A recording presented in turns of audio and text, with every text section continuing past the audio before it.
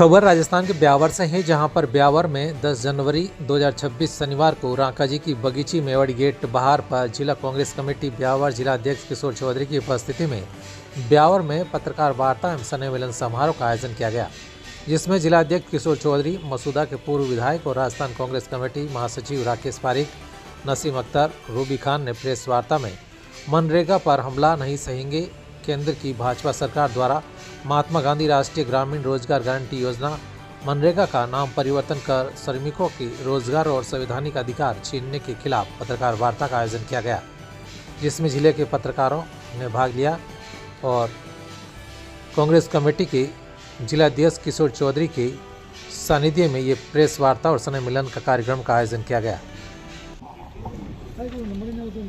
आज की इस प्रेस वार्ता में पधारे हुए हमें राजस्थान सरकार की पूर्व शिक्षा मंत्री, उच्च शिक्षा राज्य मंत्री जी और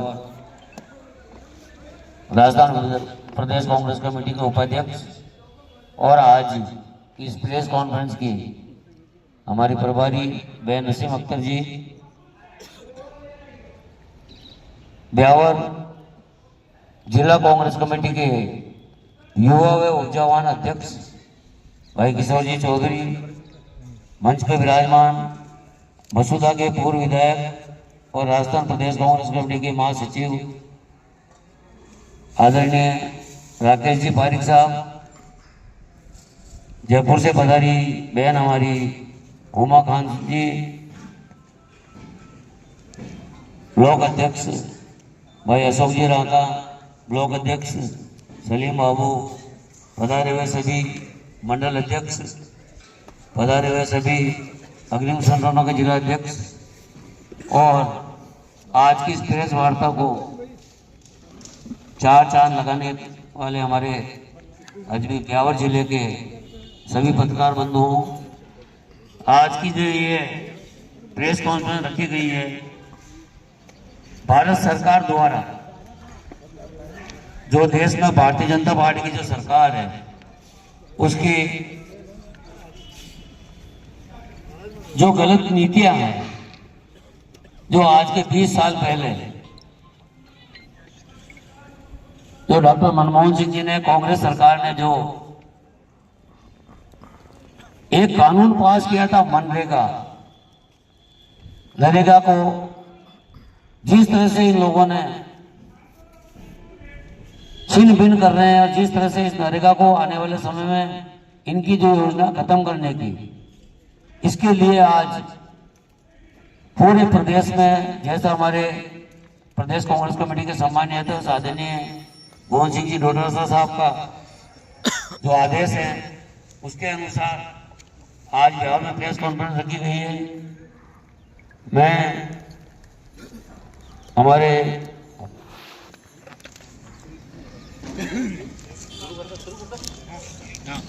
मैं बहन नसीम अख्तर निसाद जी से निवेदन करूंगा कि वे प्रेस वार्ता को संबोधित करें। तो पहले तो सभी ब्यावर जिले के मीडिया के मेरे भाइयों को सबको नमस्कार, नव वर्ष की हार्दिक शुभकामनाएं। ब्यावर जिला कांग्रेस कमेटी के सम्मानित अध्यक्ष किशोर चौधरी जी, ब्यावर से प्रत्याशी रहे हमारे पारस जी, प्रदेश कांग्रेस कमेटी के महासचिव और पूर्व विधायक मसूदा हमारे बड़े भाई राकेश पारीक जी, ब्यावर की इंचार्ज बहन रूबी खान जी और सम्मानित सभी ब्लॉक अध्यक्ष गण, सभी मंडल अध्यक्ष गण और मीडिया के मेरे भाई, आप सबको पता है कि महानरेगा बचाओ संग्राम कांग्रेस की तरफ से अभियान चलाया जा रहा है। आज उसकी शुरुआत तो जिला मुख्यालय से प्रेस कॉन्फ्रेंस के माध्यम से माननीय प्रदेश अध्यक्ष जी के निर्देश पर हम लोग आज मैं आप सबके बीच आई हूँ, क्योंकि महानरेगा एक ऐसा कानून भारत सरकार ने, हमारे पूर्व प्रधानमंत्री मनमोहन सिंह जी ने और सोनिया गांधी जी ने शुरू किया था। उसमें गांव की आत्मा बसती थी और हर आदमी को रोजगार की गारंटी थी, और अब बीजेपी की मोदी सरकार इस रोजगार गारंटी कानून को खत्म करना चाह रही है, मनरेगा को खत्म करना चाह रही है और कांग्रेस मनरेगा बचाओ संग्राम की तरफ से ये अभियान चला रही है। उसमें महानरेगा में सभी को काम का अधिकार था सबको, और इसको ये खत्म करना चाह रहे हैं, इसको कमजोर करना चाह रहे हैं। पहले हर परिवार को न्यूनतम 100 दिन में की कानून की गारंटी मिलती थी।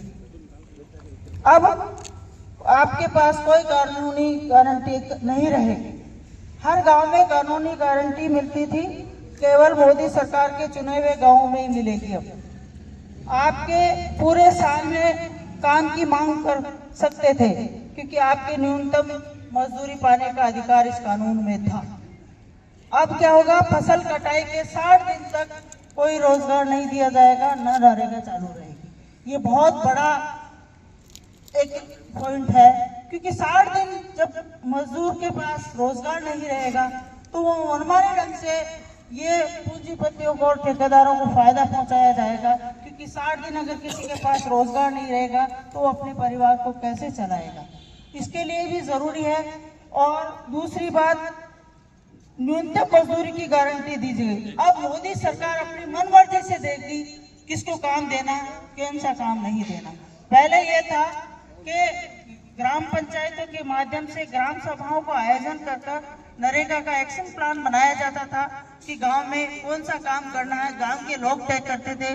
गांव का जनप्रतिनिधि, सरपंच और वार्ड मेंबर और गांव के जनप्रतिनिधि के साथ गांव के लोग तय करते थे कि कौन सा काम पहले करना है और कौन सा काम बाद में करना है। ये एक्शन प्लान के जरिए होता था। अब तो ठेकेदार तय करेंगे, मोदी की केंद्र की सरकार वहां बैठी तय करेगी कि कौन सा काम करना है, कौन सा नहीं करना है। वो चाहेगी तो काम कराएगी, चाहेगी तो नहीं कराएगी। तीसरा, राज्यों पर वित्तीय बोझ डाला जा रहा है। पहले नरेगा, मनरेगा का पूरा बजट केंद्र सरकार देती थी, 100% बजट। और अब क्या होगा, अब इस कानून में यह होगा कि 40% वित्तीय भार राज्य सरकारों पर दिया गया है। कि 40% वित्तीय भार अगर राज्य सरकारों को दिया जाएगा तो इसीलिए दिया जाएगा कि जिसके पास नहीं देगा तो वो काम ही नहीं कर पाएगा। और पंचायतों को तो दरकिनार कर ही रही है, और खर्च बचाने के लिए हो सकता है कि सरकारें काम ही नहीं कराए। मनमाने ढंग से जितना काम कराना हो, जिस पंचायत में काम कराना है, इसमें नहीं कराना, वो मनमर्जी से काम कराए जाएंगे। और कांग्रेस की तो मांग यही है कि काम की गारंटी हो, मजदूर की गारंटी हो, जवाबदेही की गारंटी हो, मनरेगा में किए गए बदलाव को तत्काल प्रभाव से वापस किया जाए, कांग्रेस की मांग है। और न्यूनतम वेतन 400 रुपए दिया जाए मनरेगा में, ये कांग्रेस की मांग है। काम के संवैधानिक अधिकारों की पूर्ण बहाली करे इस मनरेगा के कानून की। कांग्रेस ये मांग करती है कि पूर्ण सतह बहाली की जाए इस कानून की, मनरेगा कानून की। मनरेगा का कानून आप खत्म करना चाह रहे हैं। मनरेगा के माध्यम से कई परिसम्पत्तियों का निर्माण हुआ था। पहले पंचायत समिति हेडक्वार्टर पर 25 लाख के राजीव गांधी सेवा केंद्र बनाए गए थे। 10 लाख के राजीव गांधी सेवा केंद्र पंचायत हेडक्वार्टरों पर बनाए गए थे। कई पक्की परिसंपत्तियां बनाई गई थी। अब तो यह वजारा ग्राम पंचायतों को ठेकेदारों को सौंपा जा रहा है। ठेकेदार चाहेगा तो काम होगा, नहीं चाहेगा तो नहीं होगा। पहले पंचायतें तय करती थी, जनप्रतिनिधि तय करते थे, गांव के लोग तय करते थे कि कौन सा काम कराना है। अब तो यह है कि काम कराए नहीं कराए। और 60 दिन तक मजदूर अगर बेरोजगार रहेगा, पहले काम मांगते ही उसको काम मिलता था, काम मांगते ही उसको 45 दिन में काम देना ही पड़ता था 15 दिवस के। अब क्या होगा, अब वो उनके मनमाने ढंग से काम चाहेंगे तो देंगे, नहीं देंगे तो नहीं देंगे। और सरकारों पर तो वित्तीय भार डाल ही दिया ना इन्होंने 40%। पहले 2006 में लागू होने के बाद अब तक मनरेगा में 180 करोड़ से अधिक का कार्य दिवस सर्जित किए जा चुके हैं, 180 दिन। और मनरेगा के तहत लगभग 10 करोड़ की परिसंपत्तियों का निर्माण किया गया, जिसमें गांव में तालाब, ग्रामीण सड़कें आदि हैं। CA की ऑडिट सहित 200 से अधिक अध्ययनों में ये दिखाया गया कि मनरेगा देश की सबसे प्रभावी और सफल योजनाओं में से एक है।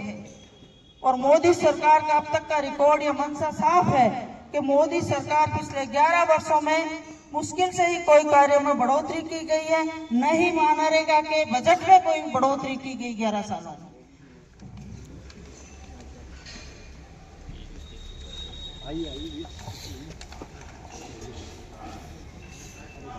मनरेगा पिछले 20 वर्षों से भारत की मजदूरों की जीवन रेखा का संवारने का काम कर रही है और मजदूर मनरेगा के माध्यम से गांव में रहकर ही अपना रोजगार उपलब्ध करके अपने और अपने परिवार का जीवन यापन कर पाते थे।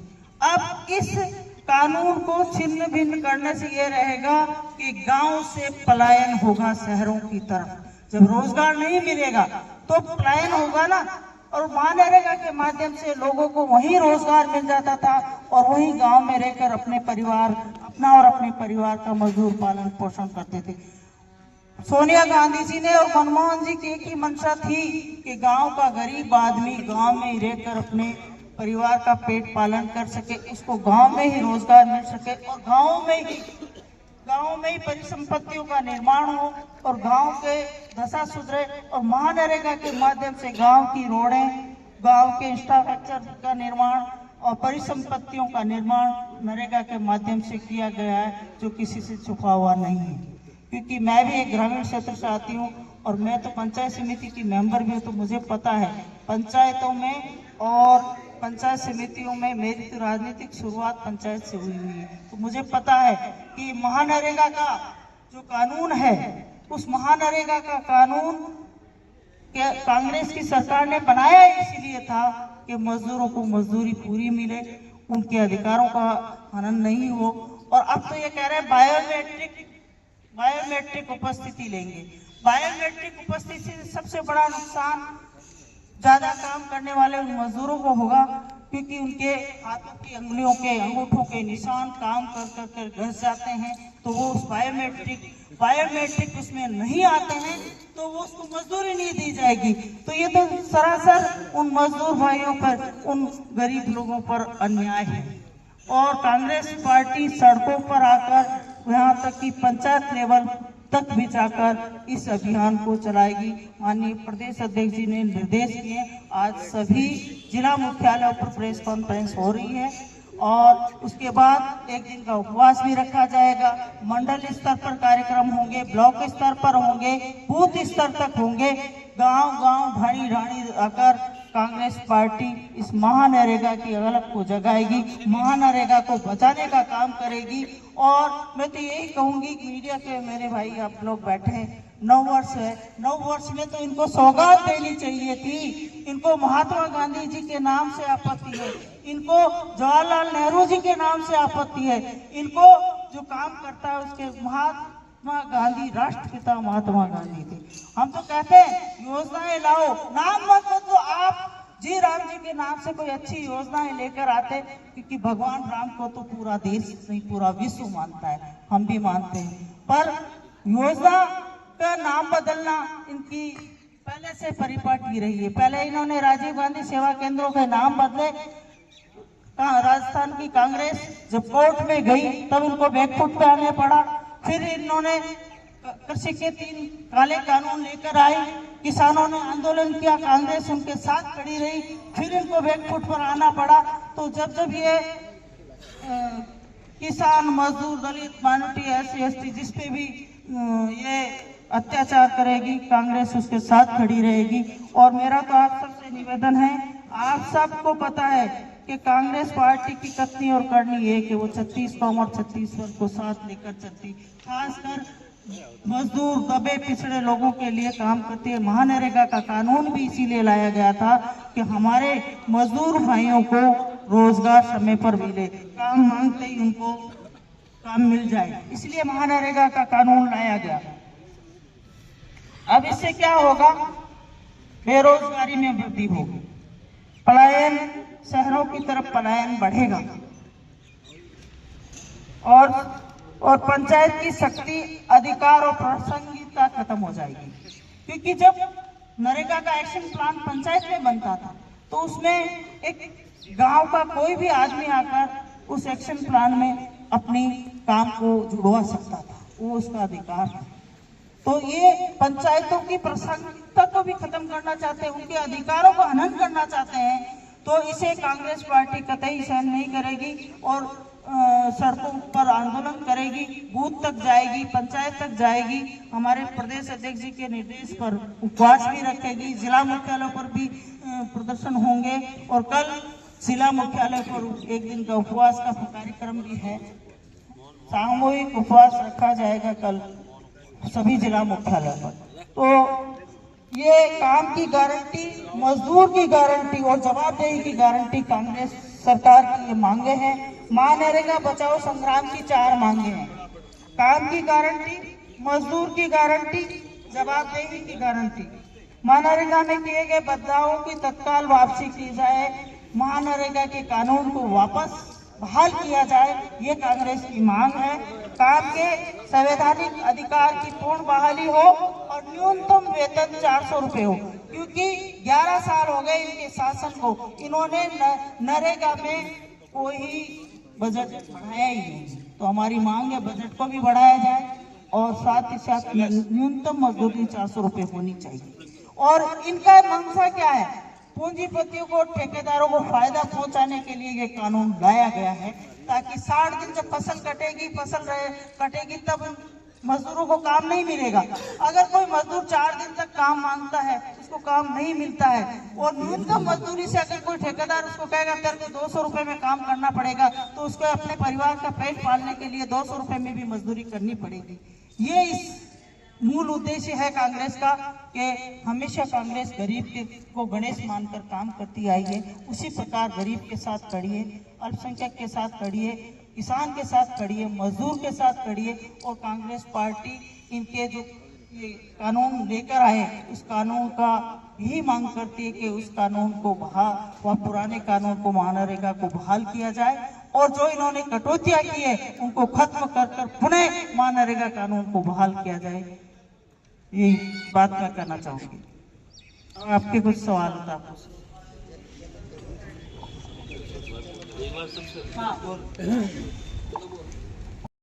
इसी श्रृंखला में अब मैं ब्यावर जिला कांग्रेस कमेटी के अध्यक्ष भाई किशोर जी चौधरी से निवेदन करूंगा कि वे अपनी भावनाएं सामने रखें।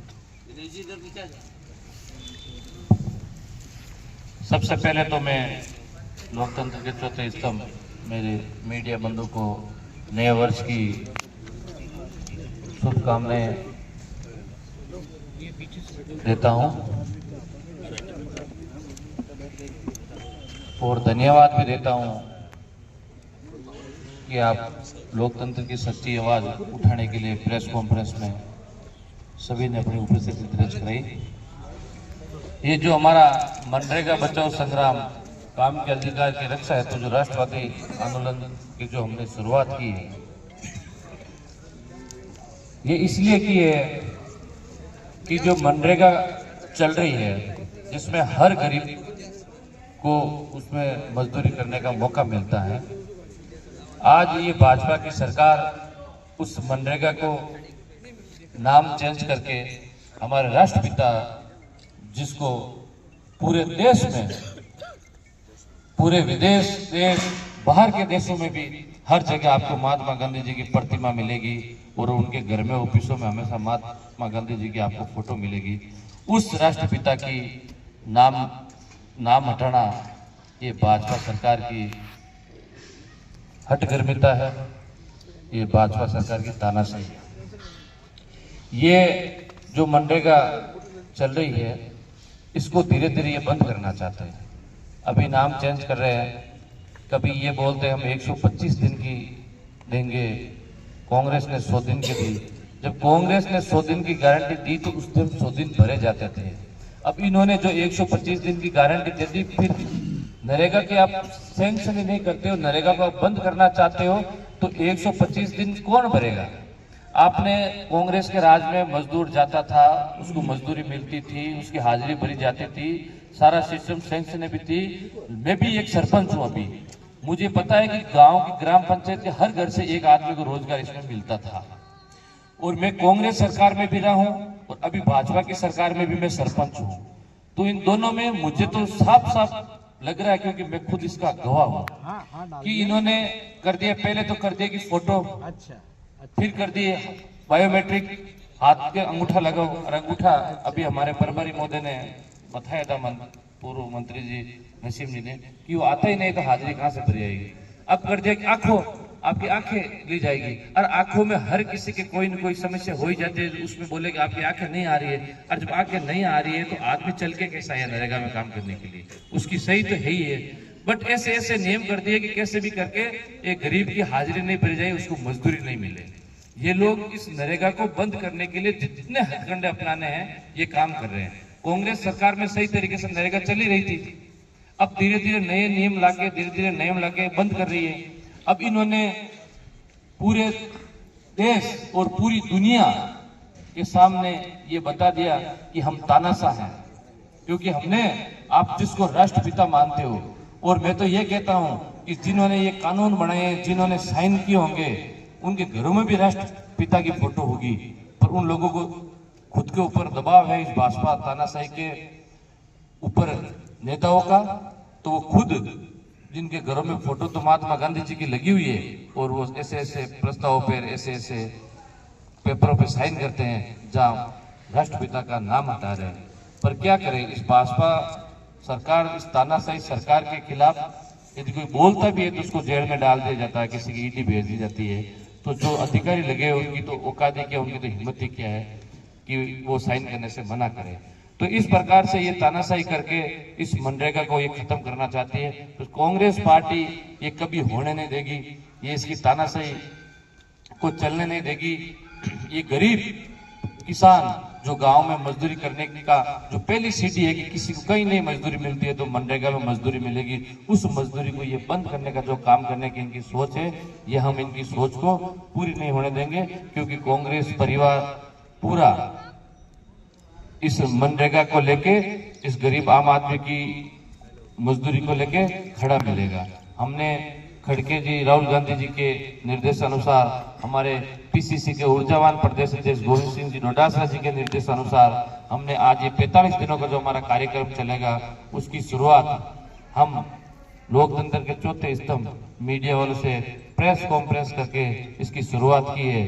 क्योंकि कम से कम ये इस तानाशाही सरकार के खिलाफ कांग्रेस पार्टी तो बोल ही रही है, अब आपकी भी कलम चलाओ, आपकी भी ताकत बताओ कि ये गरीब मजदूर का भला हो सके, और ये मनरेगा को जो बंद करने की और जो नाम चेंज करके करने की कोशिश कर रहे हैं, और एक राष्ट्रपिता का नाम हटाने की ये कोशिश कर रहे हैं। तो मैं ये आपसे भी ये अनुरोध करूंगा कि आपकी कलम इतनी ताकत से चलाओ कि अपने राष्ट्रपिता का और इस देश का अपमान होने से बच सके। मैं उम्मीद करता हूं कि आप इसमें करोगे।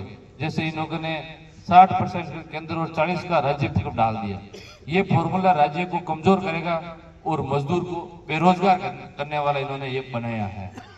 अब हम ये चाहते हैं, हमारी मांग है, मनरेगा बचाओ संग्राम जो हमने शुरुआत की है, इसमें हमारी मांगे है कि काम की गारंटी, मजदूरी की गारंटी, जवाबदेही की गारंटी। दूसरी है कि मनरेगा में किए गए बदलाव की तत्काल ये वापसी, कि उसके कानून को ये निरस्त करें और जैसे जो चल रहा है उनको वो चलने दे। काम के संवैधानिक अधिकार की पूर्ण बहाली और न्यूनतम वेतन 400 रुपए करें, ये हमारी मांगे है, जिससे ये गरीब को, एक किसान के परिवार को अपना घर चलाने के लिए उसको ये न्यूनतम राशि मिल जाए तो उसका आराम से चल सके। तो मैं आप सभी मेरे मीडिया बंधुओं को धन्यवाद देता हूं कि आप लोग ताकत से भी आए हो, ताकत से भी आपकी कलम चलाओगे और ताकत से आप ही हमारी आवाज उठाओगे, कि हम चाहते हैं कि किसी गरीब के साथ गलत नहीं हो। और आपको भी पता है कि कांग्रेस के राज में जब मनरेगा कैसे चल रहा था और ये भाजपा की सरकार में कैसे चल रहा है, आपसे भी कोई छुपा हुआ नहीं है। और मैं तो खुद सरपंच हूँ, मैं आपके सामने झूठ भी नहीं बोलूंगा। मुझे पता है, मैं दोनों कांग्रेस हमारे राज्य में भी सरपंच हूँ, अभी भी हूँ, तो मुझे पता है किस तरीके से बंद करके किस तरीके को गांव में मजदूरों को परेशान कर रहे हैं, किस तरीके को ये इनकी जो मजदूरी है ये रोकने की कोशिश करे, किस तरीके से ये एक कोशिश करे कि कम से कम नरेगा चले। तो 125 दिन की तो छोड़ो, 5-5, 10-10 दिन भी नहीं भरने दे रहे हैं, क्योंकि किसी की प्रेजेंट ही नहीं लग रही है। नियम इतने निकाल दिए, पहुंचता आपका टाइम हो गया। तो ये तो कुल मिला के इसको बंद करने का जो सारा ये खेल चल रहा है, इसको चलने नहीं देना है। इसलिए आपका भी सहयोग रहे। मैं सभी का धन्यवाद दूंगा कि आप सब लोग बता दें। राजस्थान प्रदेश कांग्रेस कमेटी के महासचिव और पूर्व विधायक आदरणीय राकेश जी पारिक साहब से निवेदन करूंगा कि वे अपनी भावना सामने। आज की इस प्रेस वार्ता में प्रदेश कांग्रेस कमेटी से लगाई पर्यवेक्षक पूर्व मंत्री नसीम अख्तर इंसान साहब, हमारे जिला कांग्रेस ब्यावर के युवा अध्यक्ष भाई किशोर जी चौधरी साहब, हमारे प्रदेश कांग्रेस कमेटी से ब्यावर की प्रभारी रूबिका लियाकत जी, रूबिका वो आती पत्रकार है हमारे यहाँ के लोकप्रिय नेता, कांग्रेस के प्रत्याशी रहे पंत साहब, हमारे साथ विराजमान ब्लॉक कांग्रेस कमेटी के अध्यक्षगण, खासतौर पर हमारे मसूदा के भी अध्यक्ष हैं सलीम बाबू जी, और मेरे सामने हमारे सबसे अजीज मित्र भी मिले हैं आज, पत्रकार सभी दामानी जी, सभी तो घर का ही हाल वर्षों से, तमाम पत्रकार बंधु, प्रिंट मीडिया, इलेक्ट्रॉनिक मीडिया के साथियों, यहाँ आए हुए कांग्रेस के तमाम जो भी कार्यकर्ता आए हैं। आज मनरेगा के बारे में जो ये सरकार क्या करना चाह रही है, इसके लिए प्रदेश कांग्रेस कमेटी के अध्यक्ष डोडासरा साहब ने के निर्देश पे ये मनरेगा बचाओ संग्राम का आगाज ब्यावर जिले में, ब्यावर में आप लोगों के बीच में हम लोग करने के लिए आपके पास हाजिर हुए हैं। आप देखेंगे करीब करीब नरेगा पे किशोर जी ने, नसीम जी ने ये जो बातें बताई है वाकई सही है। जब मनमोहन सिंह जी के टाइम नरेगा का जो कानून बना था, और एक कानून इसलिए बनाना पड़ा,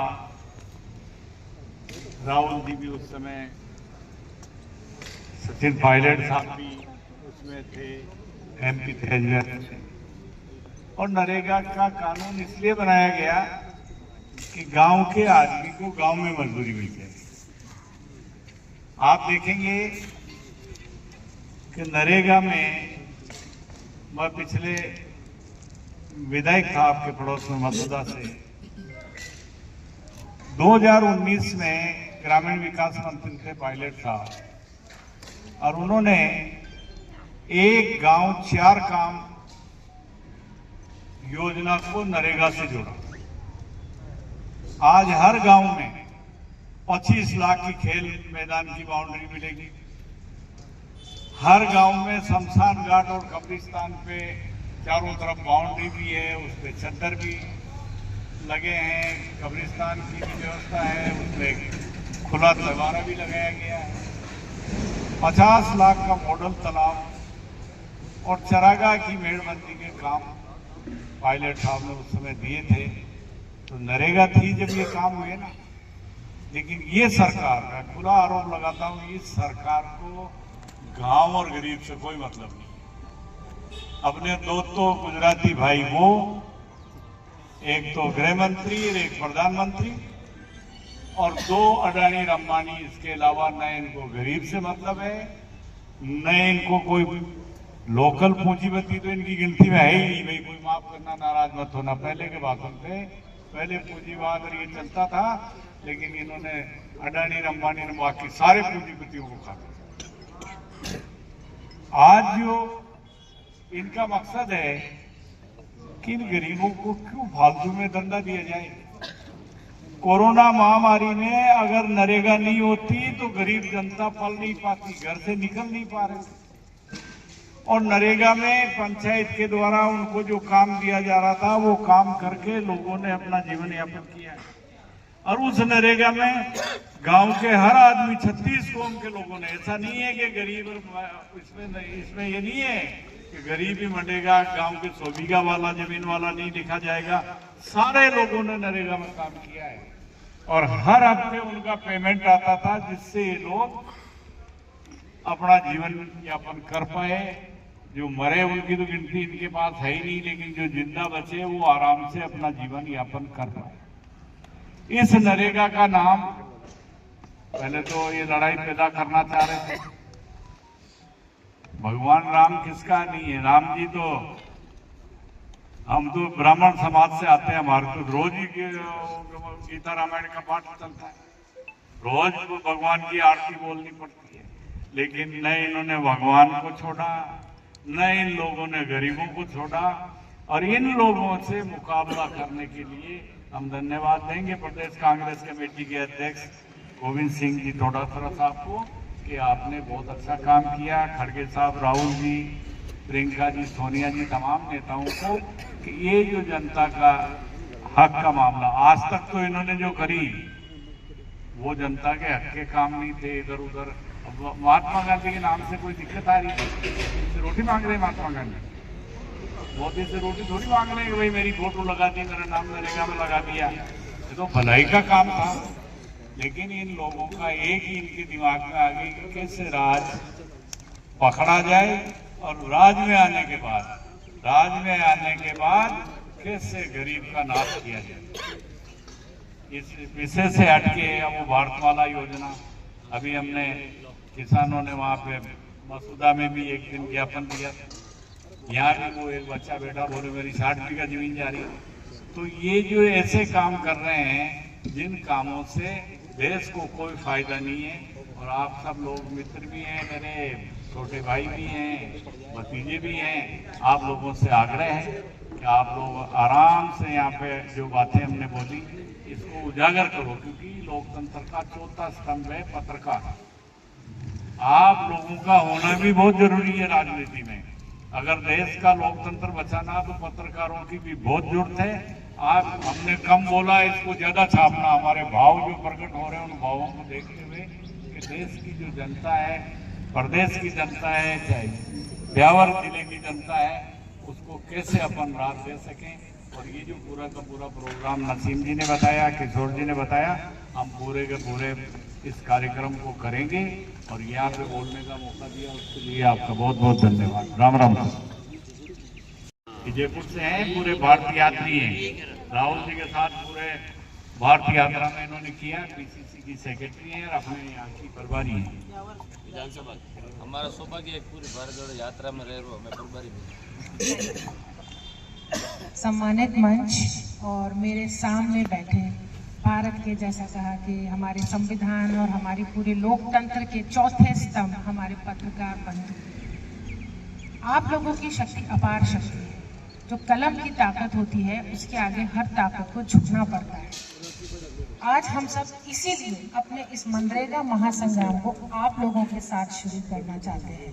सच्चाई आप सबके सामने आ चुकी है, आप सब सच्चाई से बखूबी वाकिफ हैं, सच्चाई को आप जानते हैं कि मनरेगा में भारत की आत्मा यानी भारत के किसान और भारत के मजदूरों को दबाया जा रहा है, कुचला जा रहा है, उन्हें खत्म किया जा रहा है। किसी को खत्म करना सिर्फ उसको मर्डर करना या हत्या करना नहीं है। किसी को खत्म करने का मतलब होता है कि उससे उसका रोजगार छीन लो, उसका पैसा छीन लो, उसके परिवार चलाने का साधन छीन लो, वो अपने आप खत्म हो जाएगा। तो भारत की आत्मा को, भारत की आत्मा क्या है? भारत की आत्मा किसान में बसती है, भारत की आत्मा फौजी में बसती है, भारत की आत्मा भारतीय में बसती है। और उस भारत की आत्मा को खत्म करने का बीड़ा इस बीजेपी सरकार ने उठाया है। चाहे वो संविधान के ऊपर हमला हो, चाहे वो अरावली को खत्म करने का मिशन हो, चाहे वो अमीर को अमीर करने का मिशन हो, चाहे वो गरीब को गरीब करने का मिशन हो, वो भारत की आत्मा, किसान फांसी लगा के मर जाए इन्हें कोई फर्क नहीं पड़ता है, किसानों की सुसाइड रेट बढ़ जाए इन्हें कोई फर्क नहीं पड़ता है। इंसान इनके इनके लिए हिंदुस्तान का हिंदुस्तानी इनके लिए सिर्फ एक फिगर है, एक नंबर है, और उस नंबर को बढ़ते देना इनके लिए कोई प्रॉब्लम नहीं है। इनके अपने अकाउंट्स के नंबर भी बढ़ते रहने चाहिए। मनरेगा को अगर ये खत्म, इनका मनरेगा से नाम और काम दोनों को बदलना है। इनको नाम बदलने के पीछे ये काम बदल रहे हैं। नाम तो इन्होंने राम जी का दे दिया है, लेकिन काम जो किया है उसको आप बखूबी जान रहे हैं कि किस तरीके का राम के नाम के पीछे इन्होंने ये काम को अंजाम दिया है। मजदूरों से उनकी मजदूरी का हक छीन लिया। उनकी मजदूरी जो कभी कांग्रेस ने, जो माननीय हमारी सोनिया गांधी जी और स्वर्गीय मनमोहन सिंह जी ने जो मनरेगा की मजदूरी का एस्टीमेट बनाया था, वो हर साल चेंज होता था, बढ़ता था। अब क्या है, क्या इनके पास इसका जवाब है? पूछिएगा जरूर। आपका सवाल पूछने का हक बनता है, तो इन्हें जवाब देने को भी होना चाहिए। पूछिएगा जरूर कि क्या ये जो मजदूरी है जो इन्होंने डिसाइड करी है, क्या वो हर साल चेंज होगी, बढ़ेगी? महंगाई इंडेक्स के हिसाब से क्या वो मजदूरी बढ़ेगी? अरे आपने तो पूरे हक को ही छीन लिया। जिसको आप चाहोगे उसको दोगे रोजगार। कांग्रेस ने तो रोजगार हर गरीब, हर मार्जिनलाइज्ड फैमिली को जो गांव की थी उसको देने का हक दिया था। वो जाके हक से कह सकता था मुझे रोजगार दो। क्या आज गांव का एक गरीब ये कह सकता है जाके ऑफिस में कि हमारे सरपंच बैठे हैं, हमारे एमएलए साहब बैठे हैं, हमारी मंत्री महोदया बैठी हैं, हम सब, आप सब गवाह हैं? क्या आज वो मजदूर जाके कह सकता है मुझे रोजगार दो? और स्पेशली अगर वो कांग्रेस शासित है, क्या दे सकता है? 60-40 का रेशियो कर दिया साहब, 60-40, 60 सेंटर 40 स्टेट। क्या स्टेट, राजस्थान स्टेट की आप हालत देख लीजिए, पुराने मनरेगा का पैसा दिया नहीं है, कर्ज पे कर्ज बढ़ता जा रहा है। क्या वो 40% दे सकेंगे? अगर ये 60% खत्म हो गया तो किसको देंगे, कैसे देंगे? सवाल पूछिएगा आप जरूर। हमारा सवाल ये है कि अगर दे सकते हो तो दो, हक दो, काम का हक दो, जीने का हक दो मजदूर को। उसका शोषण मत करो कि उसको फसल के टाइम पे उसको आप रोजगार ही नहीं दोगे। कहाँ जाएगा वो बेचारा? भूखे बच्चों की शक्ल देख के शहर जाएगा। शहर में बड़े बड़े भेड़िए बैठे हैं, उसको 100 रुपया, 80 रुपया, 150 रुपया, जितना उनका मर्जी होगा उस पर वो शोषित करेंगे। और वो होगा क्योंकि उसको जाके बच्चों का पेट भरना है। ये कर रही है बीजेपी सरकार। पूछिए उस पर्ची सरकार से, कैसे रोकेंगे इस शोषण को? कैसे रोकेंगे? कितने मजदूर हैं गांव में जिनकी अपनी जमीनें हैं? कितने मजदूर हैं? वो सब मनरेगा से अपने घर को चला रहे थे, अपने बच्चों को स्कूल भेज पा रहे थे, नहीं तो 2 जून की रोटी तो खा पा रहे थे। आज तो उनके खाने के लाले पड़ गए हैं। पूछिए जरा कि कैसे उनको पूरा करेंगे। कांग्रेस की मांग यही है कि मजदूरों का शोषण नहीं होना चाहिए। मनरेगा का नाम और मनरेगा का काम वही होना चाहिए जो हमारे माननीय स्वर्गीय मनमोहन सिंह जी और सोनिया जी की मंशा थी कि हिंदुस्तान की रूह जिंदा रहनी चाहिए, किसान के बच्चे जिंदा रहने चाहिए, किसान जिंदा रहना चाहिए। क्योंकि अगर किसान खत्म हो गया ना, हमारे माननीय प्रधानमंत्री जी, अगर किसान खत्म हो गया तो हिंदुस्तान खत्म हो जाएगा। याद रखिएगा ये बात। किसान के साथ कांग्रेस है मैदान में। जय हिंद, जय भारत, जय संविधान। साथियों, जिला कांग्रेस कमेटी के माध्यम से सभी वक्ताओं ने अपनी भावना आपके सामने रख दी। मनरेगा के बारे में आप सब स्वयं परिचित हैं। इस संबंध में मंचासीन हमारे अतिथियों से आपका अगर कोई सवाल, कोई बात हो पूछनी तो आप आमंत्रित हैं। मेरा पत्रकारों से, सामान्य पत्रकारों से निवेदन है, कोई बात अगर आप पूछना चाहें, करना चाहें